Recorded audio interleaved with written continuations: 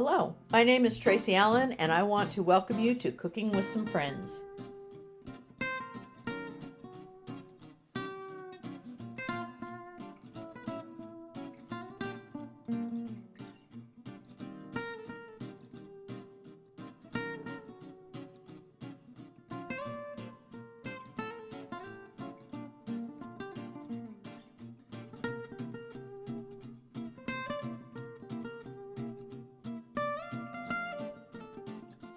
Hi everyone, and welcome to Cooking with Some Friends. I have some grandkids coming later. We're going to do some activities, but that's not till later. So I thought I've got some apples I need to use up. I got some Cosmic Crisp apples. They're so big and they just look so good, but they're a really mellow apple, which is fine for what I'm using it for. We're going to make some apple fritters.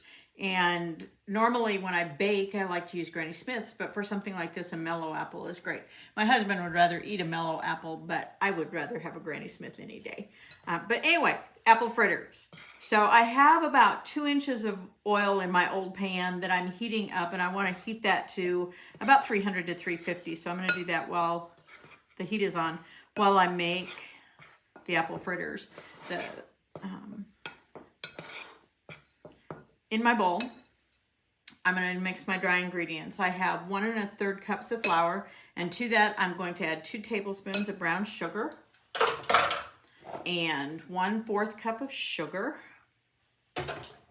and some cinnamon and some allspice. I have 1/4 teaspoon of allspice, and my cinnamon I have 1 1/4 teaspoons. Get all that in there. And then I want to add 1 tablespoon of baking powder.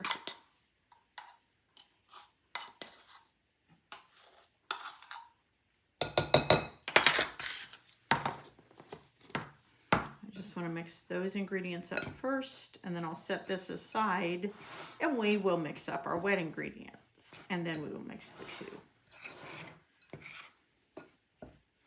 This just makes sure that you don't overmix so much once your flour is in there, so it doesn't toughen up that protein in the flour if you mix those separately before you add liquid. And to make sure everything is well incorporated as well. So okay, so I'm going to set those aside, and then in my bowl I'm going to mix my wet ingredients. So I have 2 eggs, and I do have them at room temperature, and I have 1/2 cup of whole milk. And then I have about 4 ounces of applesauce. And I'm using store-purchased applesauce for this one. Normally I would use my home canned applesauce, but I wanted some that didn't have cinnamon and all that in it already. And when I can ours, I already put cinnamon and stuff in it. So I'm going to get these good and mixed so that egg is all incorporated. And you can see when your egg is at room temperature, it just mixes in so much easier and gets better incorporated. So now to this, I want to add my dry ingredients.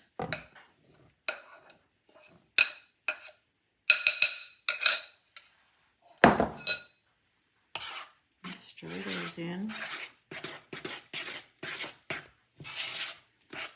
And the last thing I'm going to add to this will be those apples. I have 2 cups of apples that I diced up, and I diced them pretty fine. If you like the chunks of apple a little bit better, to be your fritters to be a little chunkier, you could make them a little bit bigger than that. But I peeled them first, and then I diced those up. Okay, mix my apples in.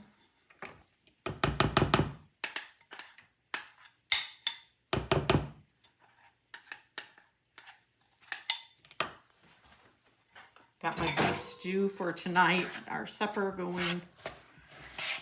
So kind of warm flavors tonight. So once my oil gets to 300, 350 right in there, I'm going to use my ice cream scoop to add my batter into that hot oil. And I just want to do 1 to start with and use a fork to kind of press that down. I don't want to overload the oil, and since I'm not using a great big fryer, then I really don't want to overload this. If once the first one starts to cook, you find that you have room that they won't touch, you can always add a second one in. Just like I said, just don't overload it. So I'm waiting for my oil to get hot enough, and then I'll show you what this is going to look like. All right, our oil is heated to, it's about at 340, and I've got this on a medium heat. You just don't want it to get too hot. So then I'm going to scoop up my batter. I'm using my cookie scoop, or my ice cream scoop. And then I want to put that gently into the oil.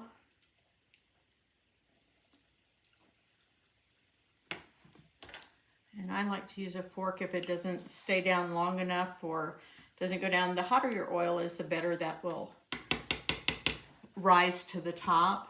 And you want to cook this 3 to 4 minutes on one side and then flip it over and cook it another 3 to 4 minutes. You're looking for a dark golden or darker brown.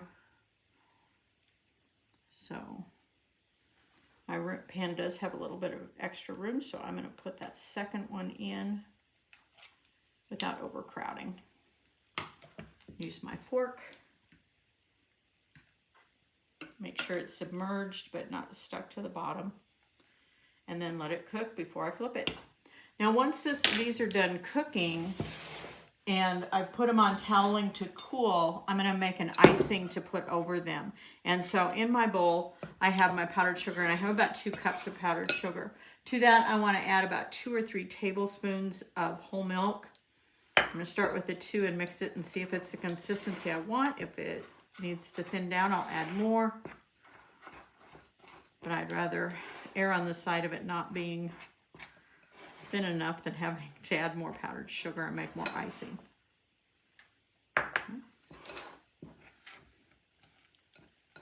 And you can use your fork to turn these over if you want to, or you can use, I have my wire basket scoop, whatever it's called.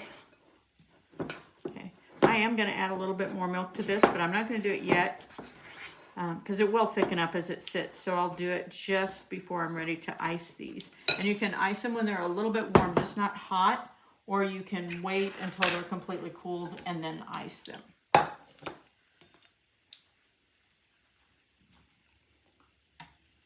I'm going to go ahead and flip them. And there we go. We'll cook that side and then we'll take them out. I did want to show you also that when you take these out, if you want to test to see, because you don't want them to be gooey inside, one of the things you can do when you lift them out, if you want to test to see if they're done, if you take a toothpick and kind of make a little hole in it, and you can see if there's batter that's still in there that hasn't cooked yet before you actually take it out and put it on your toweling. So it's just nice to double check then, instead of finding out after you've iced them that they're still not done on the inside. So that one wasn't quite done. So I'm going to ice these in just a few minutes. Thanks for joining us for this session of Cooking with Some Friends. Make sure you like this video and subscribe to our YouTube channel. And find us on Facebook at Cooking with Some Friends.